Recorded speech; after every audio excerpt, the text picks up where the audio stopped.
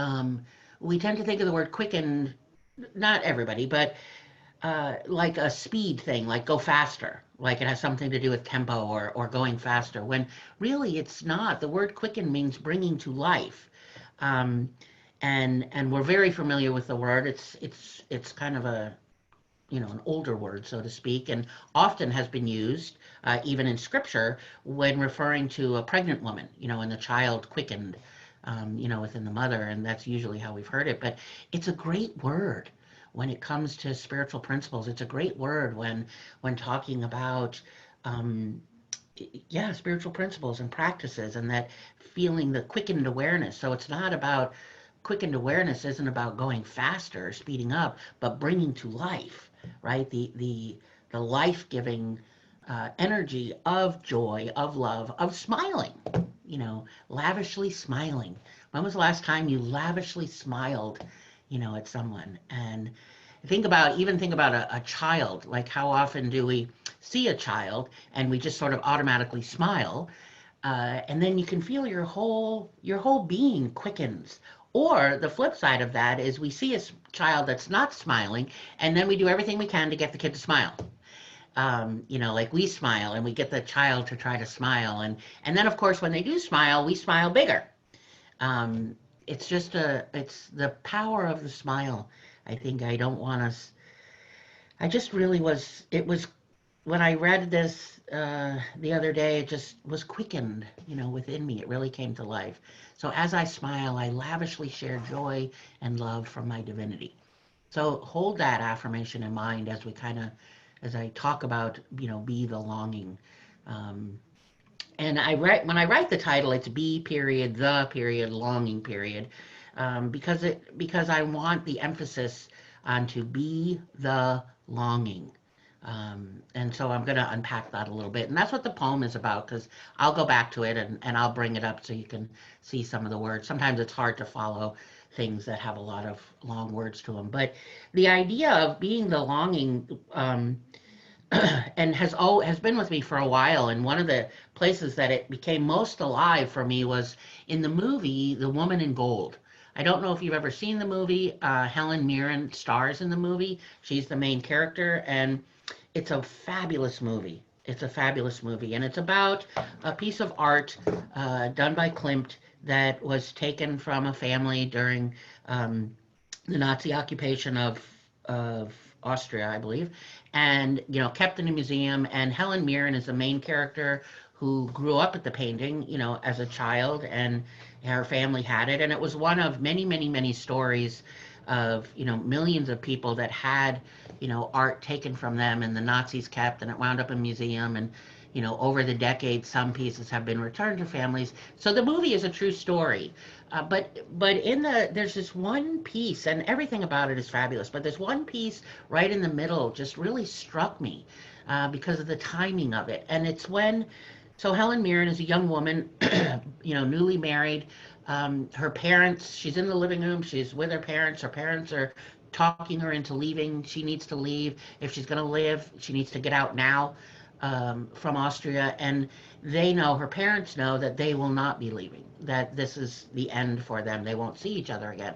So she's kneeling down in front of her parents, and her father said, and they're in this conversation and they're saying goodbye. And it's really, it's heart-wrenching, and yet in an odd way, it's very, that life goes on.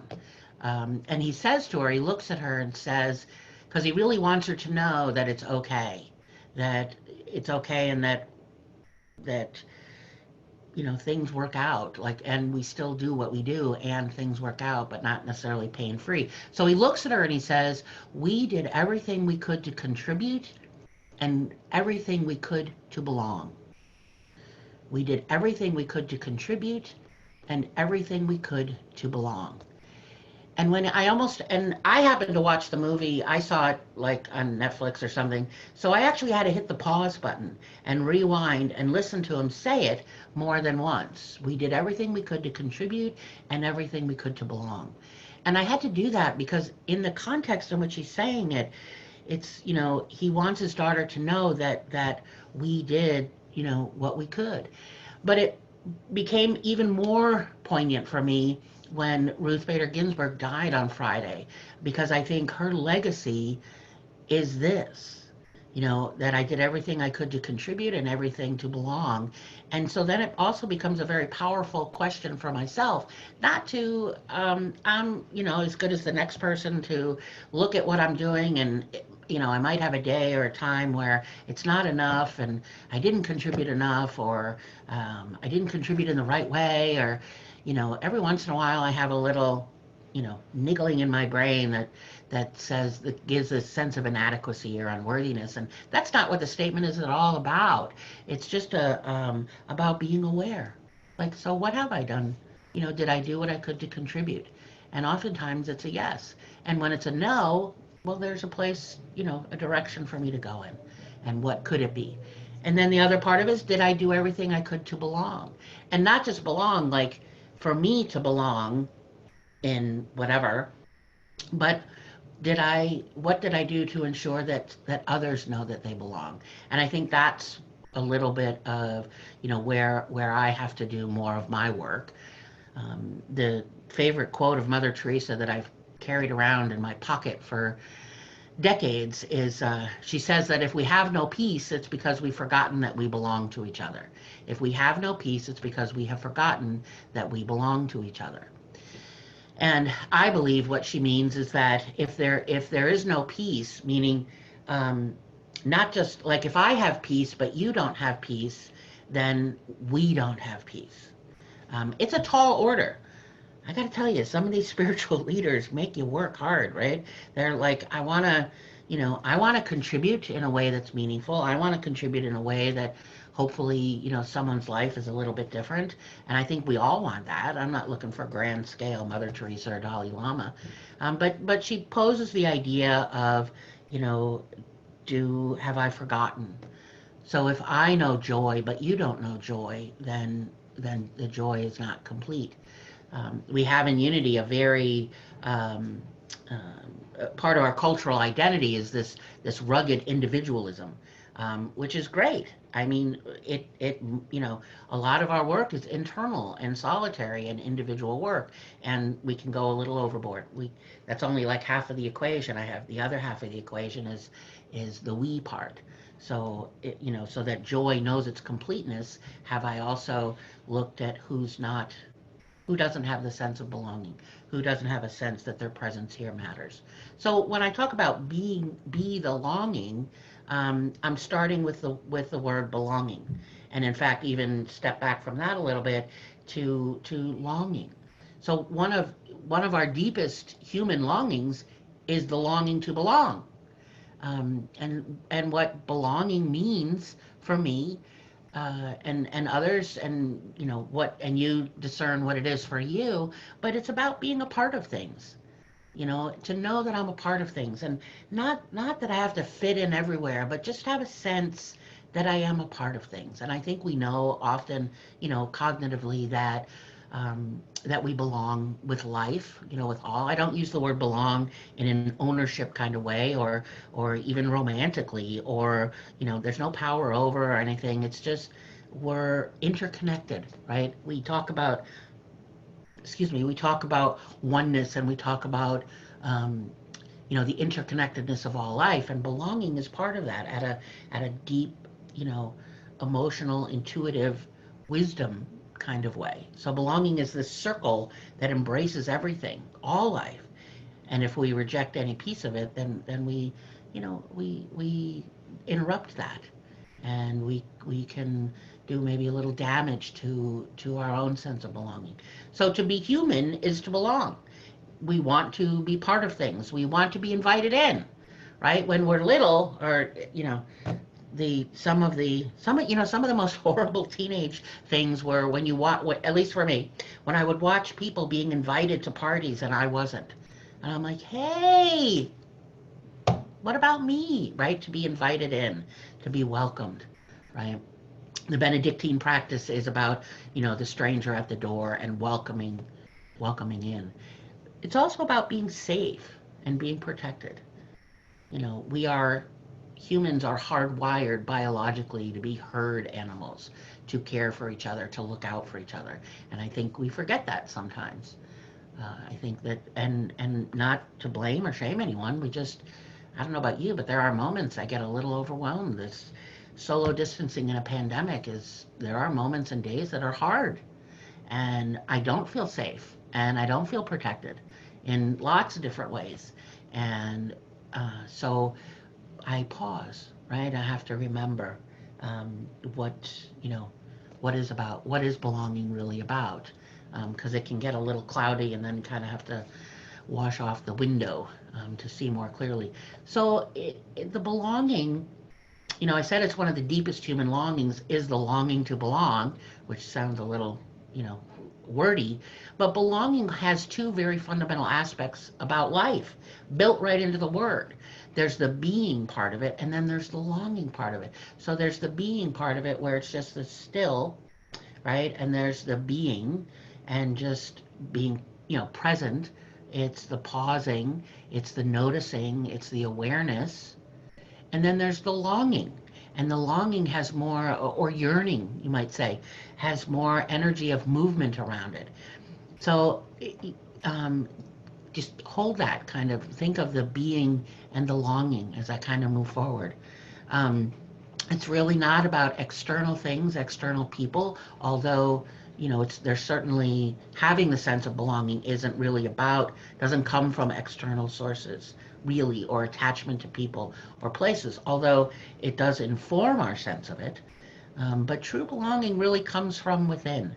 True belonging is about um, that inner music of our soul, right? That inner music of our soul. So I want to go through the poem that I put in the chat box from John O'Donohue, and I just want to go through a few of the unpack a couple of the lines. So let me share my screen because it's kind of long. So I want to pull it up so that you can see it while I'm just sharing it, and then I can go back and forth. So it starts. This is the poem. Blessed be the longing that brought you here and quickens your soul with wonder. May you have the courage to listen to the voice of desire that disturbs you when you have settled for something safe. May you have the wisdom to enter generously into your own unease to discover the new direction that your longing wants to take. May the forms of your belonging in love, creativity, and friendship be equal to the grandeur and the call of your soul. May the one you long for you, and may your dreams gradually reveal the destination of your desire. May a secret providence guide your thought and nurture your feeling. May your mind inhabit your life with the sureness with which your body inhabits the world. May your heart never be haunted by ghost structures of old damage. May you come to accept your longing as divine urgency, and may you know the urgency with which God longs for you. So again, it's in the chat box, and I think it went out in the newsletter, so you can go back and sort of revisit it.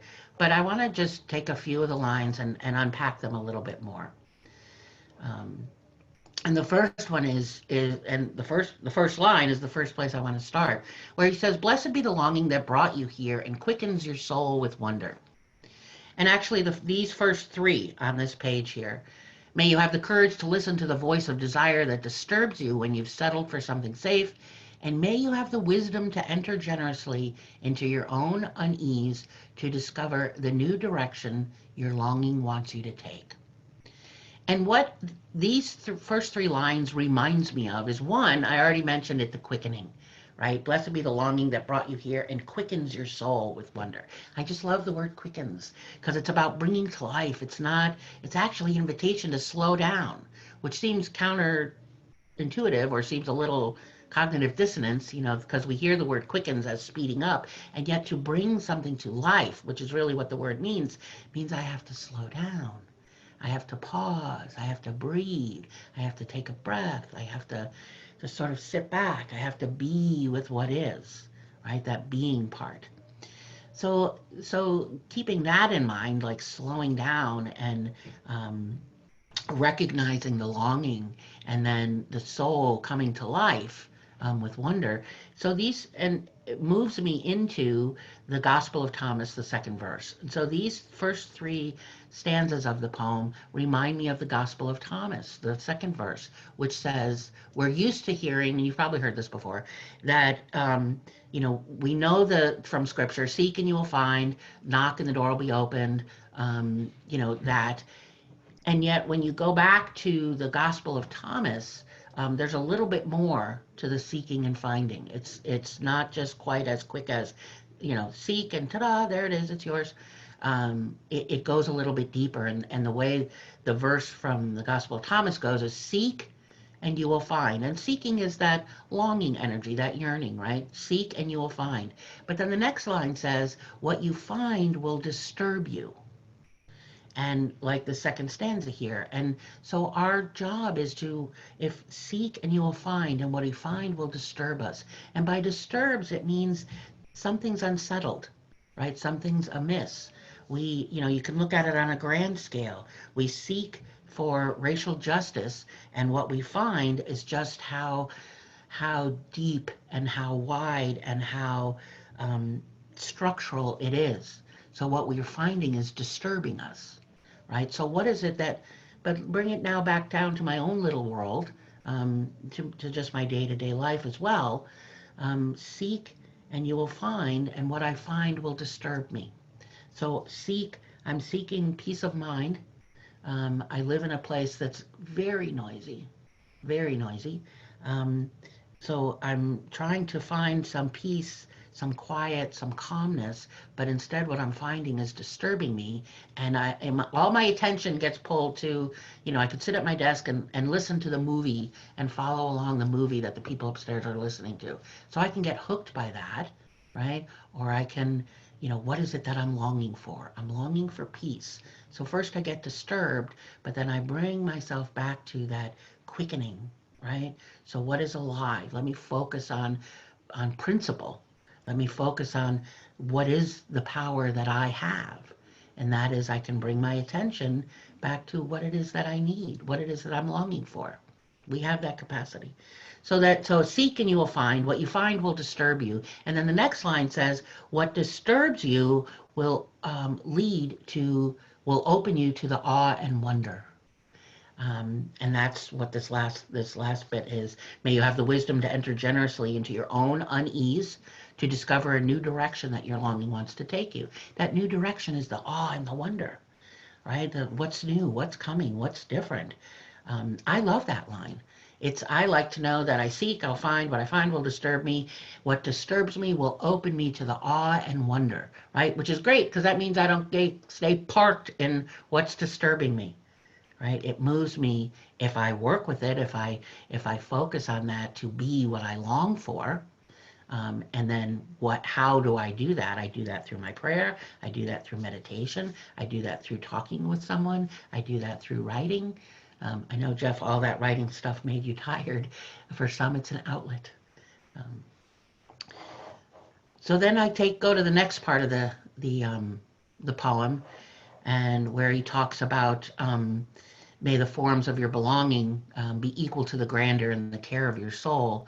May the one you long for you, which I find a very, it's a provocative statement. It's a provocative statement in the sense that it's not necessarily has anything to do with romance or passion, but who is the one that I long for? Like that, it's one of those lines that I write down on a piece of paper and I stick under my pillow, and I allow like my sleeping mind to sort of digest it and put it into my dreams, or even just take it into my centering prayer and just be with the statement and see what it means.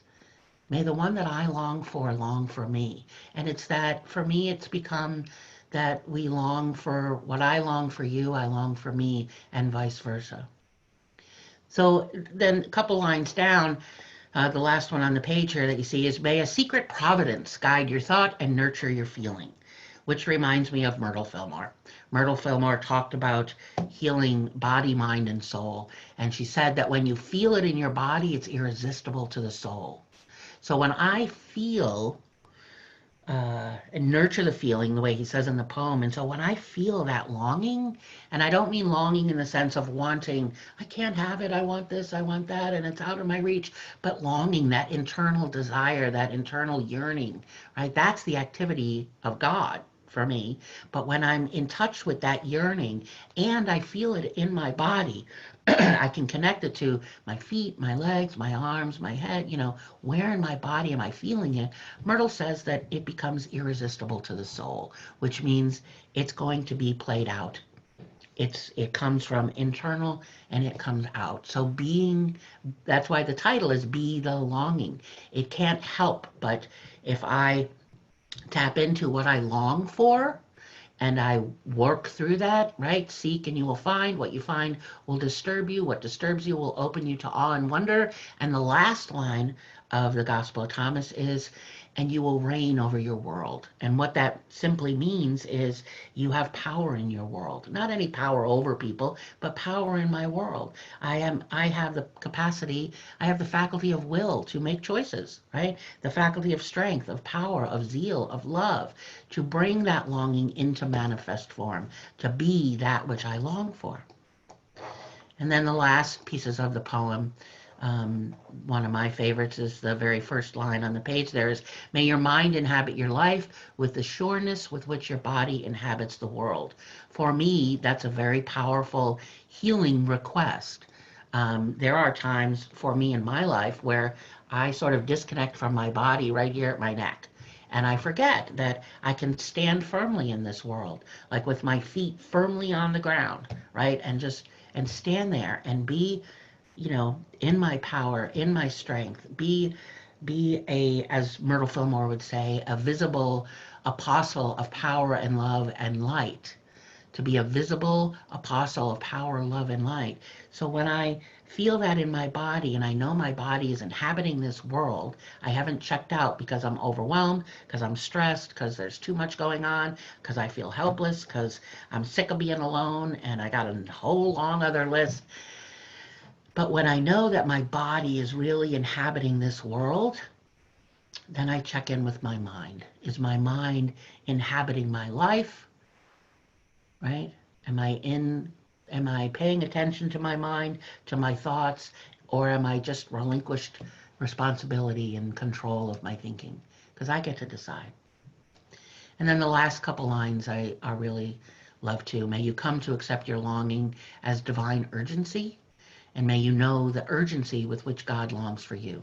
And for me, that means that, may I come to accept my longing as divine urgency, meaning there is, that individual ruggedness, that I talked about in Unity is not to be kept.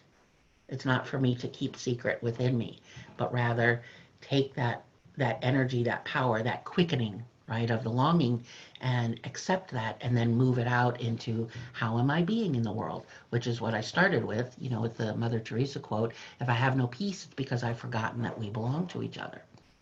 So that's the poem that I wanted to use as sort of a construct for being the longing. It's in that we really do belong to each other, and that I need you for my life to be the best it can be, and you need me the same way. It's not yeah, it just is. It's part of being connected. It's part of life being connected. I had a very dear friend. I call him my beloved. He was my friend, my confidant. He was just not married. So, and teacher in so many ways. And he told me that one of the greatest spiritual practices was to discover what I was missing the most in my life, which is things that I long for, right? But he told me the greatest spiritual practice is to discover what's most missing, what I think is most missing in my life, and then give that thing away. And I remember the first time he told me, I went, what? That doesn't even make sense. How can I give away something that I don't have, right? How can I give something away that's missing the most? And of course, he just sort of smiled and nodded at me. And I just, had to go, okay, so what is it that I'm longing for the most? It's never answered outside of me. It's always within me. I just have to wash the mirror. I have to wash the window. Because remember the smiling thing? You know, I share lavishly the joy and the love of the smile, which is my divinity. It's there, right? It's the idea that I am already loved and I already belong. There's nothing I have to do. There's nowhere I have to be. You don't need anything from me. It just is. You can't mess it up. I already am loved. I already belong. So my spiritual practice is to just notice what might be missing and then give that thing away. And there's a, might be a little space in between where I go, okay, what I really long for is compassion. Yeah, I'm not getting I have any. So I have a practice to awaken myself, to wash the window, meditation, denials and affirmation, talk to a friend, my prayer, whatever the steps are to bring me to the quickening of what I think is missing. It comes alive, then I give that away. So for instance, if what I'm longing for is for a friend to support me, well, guess what? I go be the friend to someone else. If what I long for is a friend to support me in something, then I pick up the phone and I call someone else to be the friend, to just check in on them. When I long to know peace, then the next time I'm in the presence of some tension, then I be the non-anxious presence, right? If I want to know peace, then I need to bring that which I long for. If I long for community, if I long for connection, then I need to be the heartbeat of whatever group I'm with. And this one's really powerful right now if we're not really seeing each other in person. I hear over and over that meeting online is not the same as in person. No, it's not. And that doesn't mean the connections are not every bit as powerful or healing or connecting as when we're in person. They're just not. It's not been my experience this whole time. But if what I long for is community, connection, and that sense really, although I can't physically touch you, close my eyes and be the heartbeat of what it is, of whatever group I'm with. If I want to feel less afraid, because that's been for me, many times, not feeling safe, not feeling protected, being afraid, doing the solo distancing, then I have to reach out my hand. I have to reach out my hand in generosity. I have to reach out my hand in a way that demonstrates love, not the fear. And then finally, when I want to know that my presence here matters, I need to be the welcoming. I need to make sure that you know your presence here matters. So I'm going to end with that note and say to you that you are already loved, you already belong. There is nothing you have to do for anyone. I don't need anything from you. I don't want anything from you. Nobody needs anything from you. Although we think we do, and I understand that, need, um, but you don't need anything to do anything, to know that you are already loved and you already belong just because you are. You can't mess it up. You can't mess it up. So smile lavishly. Share the joy and the love that is your divinity.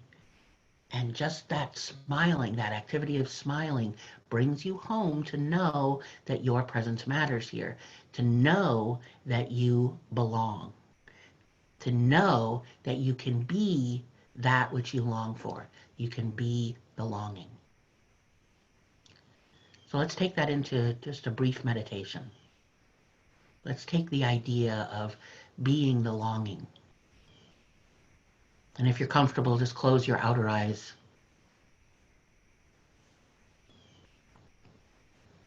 Or you can leave them open. And let's start with those words that as I smile, I lavishly share joy and love from my divinity. As I smile. So right now, just smile. Put your hand on your heart and just smile. See your own face in your mind's eye. and see that light shining from you. Feel that joy, feel that love quickening, right? Meaning coming to life. Feel that awareness becoming more life filled, more omnipresent. Principles of joy and love are always everywhere present. And remember how simply a smile expresses joy, expresses love with no words. With no words. Simply with a smile, you have placed into the circle that which you long for.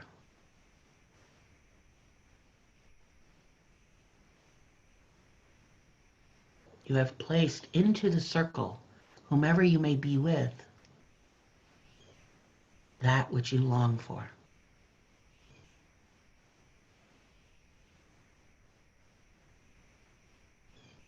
A smile is a friendly, welcoming gesture that reminds each one of us that inherently, that we are all inherently principle. We are all inherently one in spirit and can be no less,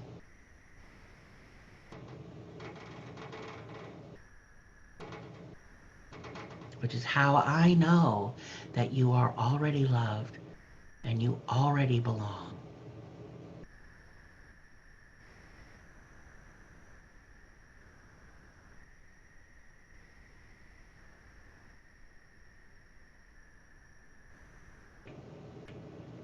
True belonging comes from within, strives for harmony. It is the inner music of your soul. So let's pause in the quiet and have you listen to that inner music of your soul and see what you might hear.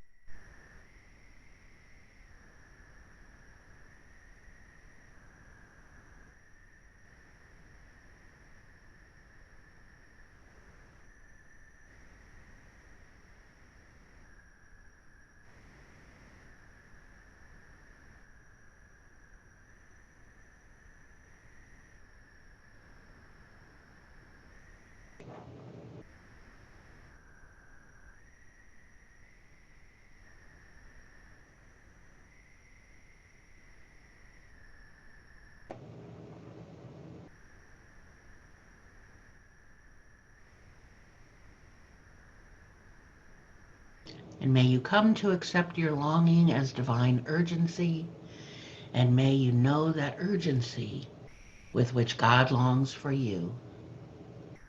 And so it is. Amen.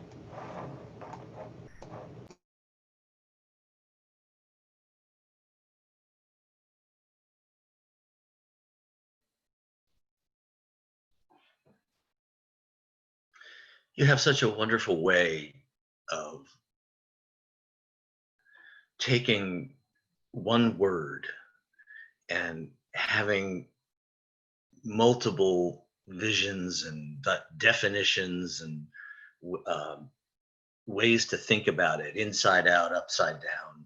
It's remarkable. Thank you for that. It just, it opens our eyes. Wow. I need to be the host.